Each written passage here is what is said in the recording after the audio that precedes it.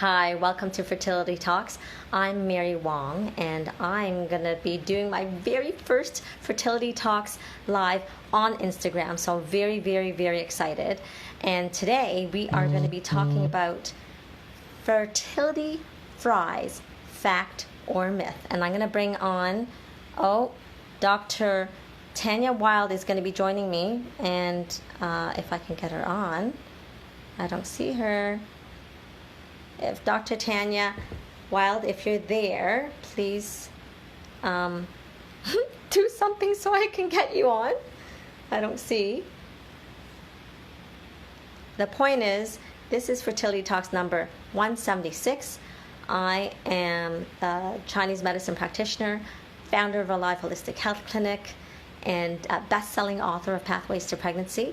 And so super excited because a person was telling me to or asking me about why the heck, oh shoot, I'm totally missing out here. I can't get someone on, and I need someone on, and this is such an important conversation. Dr. Tanya Wylde, I'm trying to get you on. Why is it not going on? I need to now wait for Dr. Tanya Wylde to show up. Are you there? It is on. You figured it out. Oh my gosh. No, I didn't figure it out. Thank you so much. We have some viewers. Let me just introduce myself again. So I'm a Chinese medicine practitioner and acupuncturist. I'm a fertility strategist, founder of a live holistic health clinic, and author, a best-selling author to Pathways to Pregnancy. And I'm super excited because Dr. Tanya Wylde, who has been on our show before, is joining us tonight. It's very impromptu because someone asked me today this question. For French fries from McDonald's, what do you think? Is it going to help me with my fertility? I'm like, oh no. And so before we actually get into the meat of this, right, I want Tanya's input because as a naturopathic doctor who's been in practice for 15 years, this is, just a segue to who you are. And Yes. As an author, having a busy practice in Bonn and specializing or having a special interest in Fertility, women's health. fertility, Yes. hormonal imbalances, pregnancy, PCOS, all of that. Like, I thought you were the perfect person to join me on this conversation. Thank you. Yeah, and I just want to also add in because we share the same kind of love. We are collaborating, and you're my co-host for our upcoming show, which is called Embrace Me First, which we're very excited about. Yes, because we thought at first, why don't we create a podcast called Me First? And then we thought, no, let's soften that a little bit, embrace me first, because as women, we are definitely often leaving ourselves as the last priority and forgetting to put on the oxygen mask first. And that concept of embrace me first helps us to remember that we need to take care of our nutrition, the grassroots basic fundamentals of our nutrition, our sleep, our exercise, and then of course our mental health. And we're going to have fun doing it because we have lots of laughs in our daily lives. And we also recognize that we can't be perfect, but we have so much to offer in order to help people. So we are, and women, in terms of, finding their balance. So excited for sure to do that podcast with you. Yeah, and we're going to hear ourselves too, right? So yes. It's like from science, we're going to take research, we're going to break it down into real time and make it doable, like with lots of practical advice, as you said, sleep, health, like nutrition, mental health, all that. Anyway, that's not the topic of the conversation. Yes, absolutely. So let's dive in, okay? So it's like, what the heck is it about French fries, and why the heck are people like, I have you heard of that? Like, have patients asked you about French fries? I have. And what I liked about you just bringing up Embrace Me First is it's a nice segue, because one of the things that we're planning on doing is debunking some of the, I guess you could call junk, or like the myths that are out there. And French fries, I've heard, I've had patients say, I've heard that French fries are really good for transfers, or I've heard that French fries are really good for your fertility. And I was trying to understand how that kind of evolved and how did that misconception come about. And after doing a little bit of Dr. Google, myself, I came up with and understood, and it makes sense that this misconception happened first with people saying that eating French fries might help you prevent ovary hyperstimulation syndrome, which is after an IVF procedure when your body tries to heal your ovaries and prevent the filling up of the fluid accumulates in that area to try to heal up that area where the ovaries literally have been plucked, like the eggs have been plucked and removed from the ovaries. So your body naturally tries to do that. Having something sodium rich like French fries, it's a misconception that French fries would be a good option for that, but having something sodium rich can draw that that water away from that area, because water will follow sodium. So if you consume, So I want to just take it back just a bit, because for those people that are just embracing IVF and are like, right. Sorry, too far. No, it's okay. Because break it down. We're going to break it down a bit, because whether people are doing IUI to naturally trying to conceive to IVF, we just know that in terms of French fries, the only so I guess we're going to just say it out loud. Does French fries help fertility? No. Exactly. If so anything, they may be harmful, but we can go into why that is in a moment. But don't know. And so, however, you were already jumping into what the myth is all about. Yes. And but it's a very specific time frame that we want the salts, which is contained in fries. And this myth has evolved to specifically McDonald's French fries. Right. And I even had one woman said, "Oh, I heard that Big Macs were really good for fertility." And I'm like, "What?" Right. So so we had to hop on here and debunk that. Yes. Give good advice. Yes. Healthy, good advice.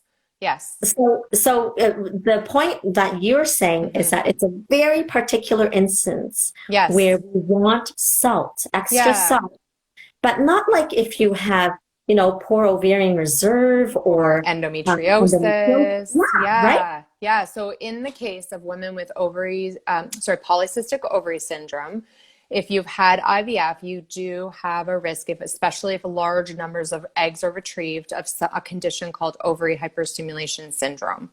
And in order to prevent that from occurring, women are advised to consume a lot of salt after the procedure. The important thing to note too is that a lot of transfers after eggs are retrieved and the eggs are put in a petri dish with your partner's sperm, that a lot of transfers are now done after being frozen, because PGS happens, right? So it's not like you actually are transferring a fresh embryo. The concern is more if you've done the IVF retrieval procedure and then from there doing a fresh transfer and you get pregnant, then that ovary hyperstimulation syndrome can get really exacerbated and take off and fly.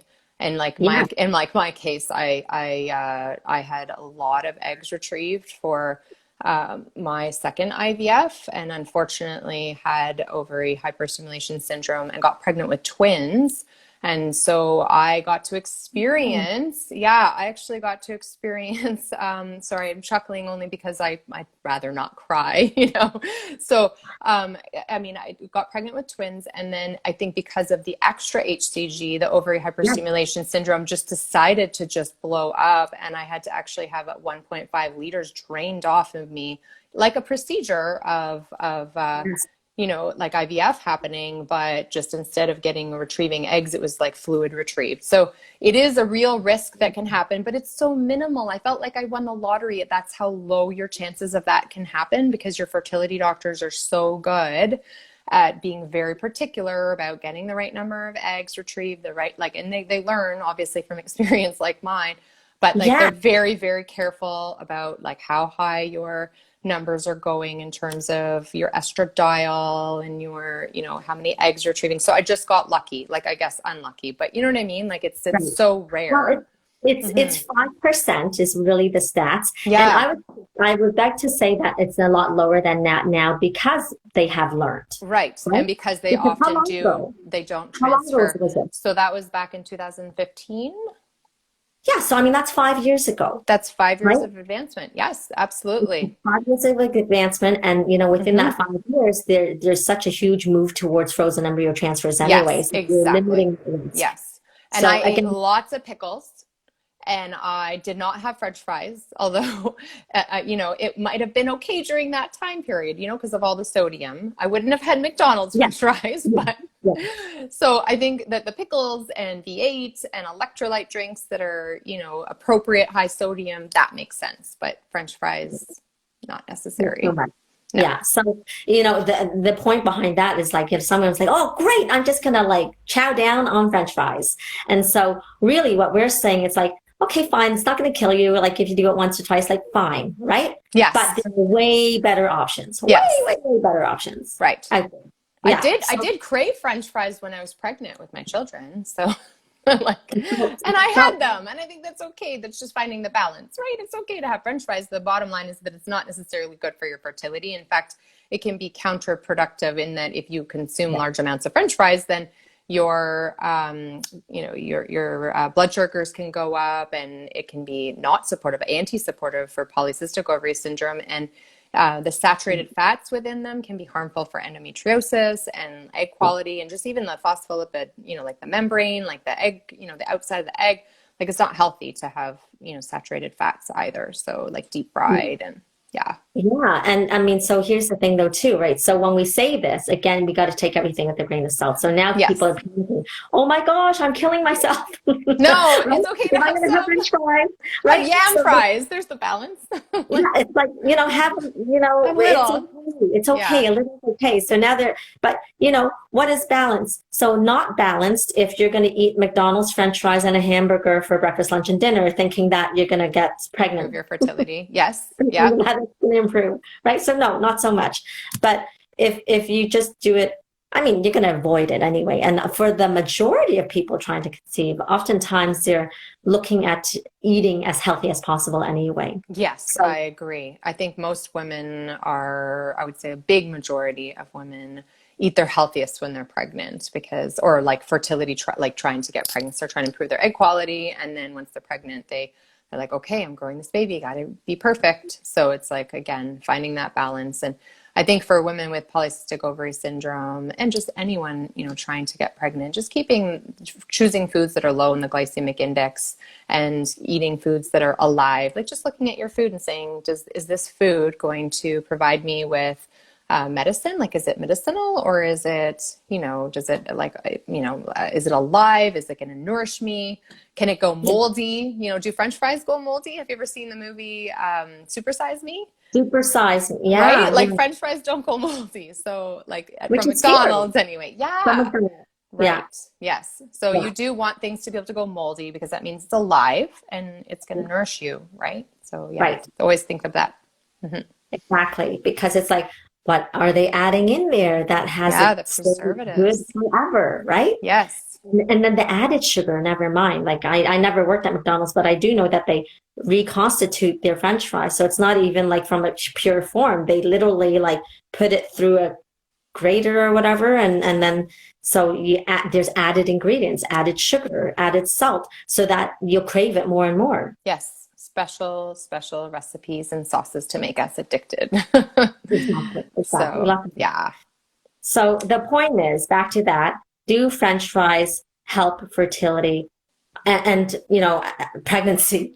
No. So the bottom line is no. Yes. Bottom line is no. Hmm. And then the second thing, I think the takeaway would be really be careful with what you're reading on Google and not take Yeah. everything for heart.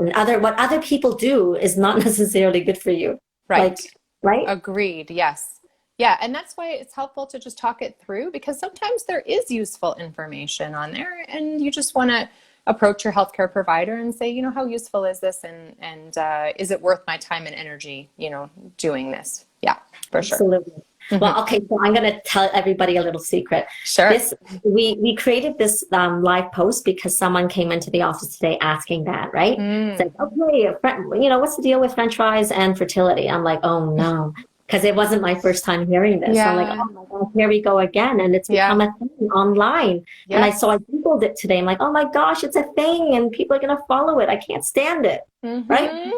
So I emailed, and I'm not going to say names. I emailed one of the reproductive endocrinologists in town. And I said, hey, do you want to do a post with me about fertility fries?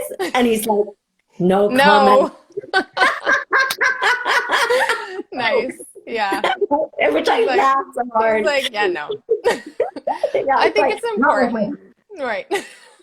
It's so important. These things, it's not just the concept of the French fries. It's like the bigger picture. It's like filtering through, and I think it's okay. We can spend 15 minutes talking about French fries. You know, I'm okay with that. I'm okay with that.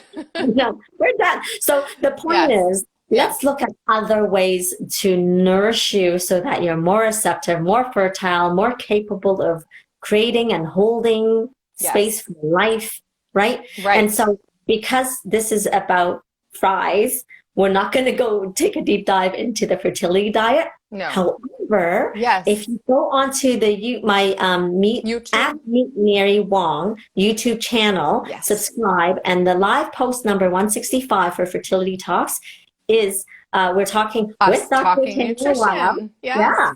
And we called it the 4 secrets unlocked to the fertility diet. So we do all the updated evidence-based nutrition for fertility. So yes, I wrote a book or co-authored a book called Embrace Your Fertility, empowering you with the tools to succeed with Dr. Bellerak, a medical doctor. And in that, my chapter was on naturopathic perspectives, and I talked all about nutrition. That was a few years ago, and so I wanted to update everything in there, and I did the research behind it, and then did that talk with you. So you got basically all the most evidence-based, and we do it, and there wasn't that much to update. It's definitely, and I feel like we're definitely on the same page in what we offer to patients nutrition-wise, and sometimes we feel so lost in the sea of information. So definitely a helpful little summary that we did that day. So no, it was great. So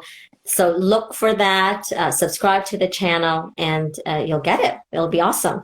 So thank you again, Dr. Tanya Wylde, for being here with me. And thanks for having me on. Well, you got to go eat dinner now. This is what we do, right? We give back, and this is where we need to nourish ourselves first. Yes. Yeah, right. Running from work, and then we're like here posting. I know. Yes, we had technical difficulties, but we embraced it, right? We embraced it, and here we are doing it. So dopamine. Yeah. Totally. And I love it because this is Instagram Live, which I've never done like this. So thank you for enlightening me. And now I can do it more often. Yes. Maybe I'll just switch it to Instagram all the time. I think that would be great. Yeah. Yes. I just don't know how now to upload it back onto YouTube because I want it onto YouTube. Anyway. Yes, we will figure that out. Thank you for joining us. Anyone who joined, if you have any questions, the 3 people viewing, ask now. Otherwise, we will exit and see you again sometime soon. Yeah, for sure. And again, before we close off, for those of you who do not know you're not part of it, but I don't know if you know about it. I'm doing the 5-day fertility Kickstarter. Yes. And that's starting on Monday. It's going to be super awesome because there's 5 TCM practitioners guiding the whole thing over 5 days. Amazing. Yeah, you have a Facebook, private Facebook group when you join. There is acupatching, so it's basically light therapy on your acupuncture points. So Beautiful. You get to use that. So it's like acupuncture through distance, right? And in the comfort of your own home. So it's not too late to get it. If you're in Toronto, you can come to the office, pick it up, and then we can set it up. And then we'll have guiding through nutrition, through movement, through mindset, breathing, self-massage, all of that. So it's going to be freaking awesome. Is it going to be set up in a way where patients can kind of talk together with you, with the 5 healthcare practitioners, kind of almost like social support and learning? It is support. Okay, it's in amazing. Community. So it's a live community. I'm not going to call it a cleanse. It's a program, right? Yes. And just to really kickstart your body, to get it going so that you're on the right track, opening things up, and you never know, right? We're optimizing fertility. Perfect. It's about resetting, recharging, rejuvenating, calming, all of that. necessary. I think just listening to your voice, people would just feel calm. And then there's, all the knowledge behind it too. So yeah, awesome. It's great that you're doing that. Wonderful. Thank you. And then we'll see you soon. And I'm sure we'll do more of this. And then of course, we're definitely going to be doing that Embrace Me First. So if you're just tuning in, we're going to be starting an Embrace Me First audio and the video podcast. And we're trying to air like August 18th. We said that. I'm going to say that now. Lucky so we're number. dedicated. Lucky number. Yeah, right? Yeah. And so it's going to be awesome. And really, it is about taking care of you first. And with our guidance and again, giving you the straight goods of the appropriate research. So you're not just, and helping to filter through, as you mentioned, so that you're not left with, questionable things. Should I be doing this? Should I do it or should I not? Yes. Usable, practical information. And then, and then just knowing even the research that we do isn't always applicable. So us like kind of navigating through our own worlds and saying, the evidence is there, but it's not practical. Right. So offering our own experiences. Yeah. So, and thank you for offering being so open, telling us your story about OHSS. Like, wow, that's crazy. Yeah. Pretty intense. Yeah. Yeah. Anyway, so we both have stories to tell, and we do. Yes. And we'll keep doing that. Yeah. Yeah. And I think it's important to let people know so that they feel also the inclination to share and feel not so alone. Totally. And this is beyond fertility, by the way, when we do this podcast. It's all the cycles of life as a woman. That's right. Sorry about it, guys, but if you want to learn more about your woman, you can watch. But yes, we will be doing a whole kind of little mini series on intimacy. So, and in that, it will be somewhat targeted. It'll help your partners if you have them watch it. So, yes, absolutely. Yes. Okay. All right. So we'll keep chatting. I know. And we'll see you soon. Okay? Sounds good. Bye, guys. Okay, Thank you guys for watching. Take care. Bye. Bye.